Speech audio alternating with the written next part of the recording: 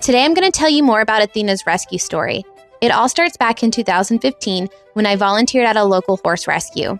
We got a call about a horse that needed help, but the rescue didn't have the funds or the resources to take her in, so we tried to facilitate an adoption. 2 different adopters went out with their trucks and trailers, and both decided that they didn't want the mare. So as we were loading up the truck with food, water, and hay, we arranged for a 3rd adopter to come out the next morning and pick up the mare. We drove 45 minutes across town, and as I stepped out of the truck, my heart skipped a beat.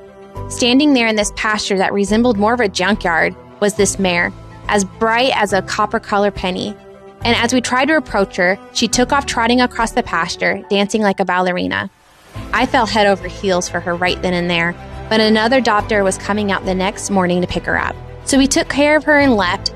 I stayed up all night tossing and turning, not able to get the copper-colored mare out of my head. I always was so good about not getting too attached to the rescue horses, yet here I was attached to a horse that was going to be someone else's.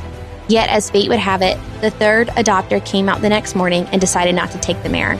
I turned to the owner of the rescue and said, "I'll take her." I didn't have my own barn at the time, so she was going to have to be boarded somewhere, yet the mare had no vet records. So we decided that we would move her to the rescue so I could get her vaccinated and get a Coggins on her. About a dozen of us volunteers headed to the mare to load her up, but the mare was feral. We couldn't catch her.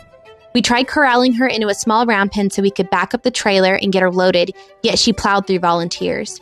I even had to dive through barbed wire to get away from her at one point, and my poor husband questioned, "Are you sure you want this one?" Athena was deemed aggressive and dangerous, but I could tell she was just terrified and protecting herself the only way she knew how.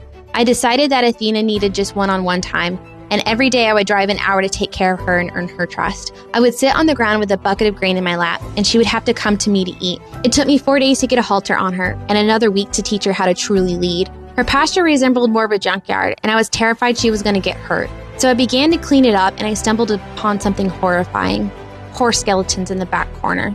I broke down sobbing, realizing just how much this horse had been through. There were bullwhips and chains that hung on her gait. She was covered in scars.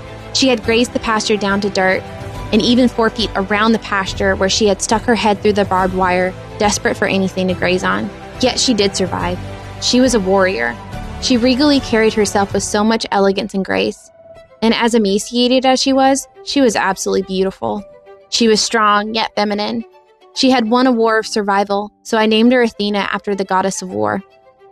And the mare who once attempted to run me down just 10 days prior left onto a stock trailer after me.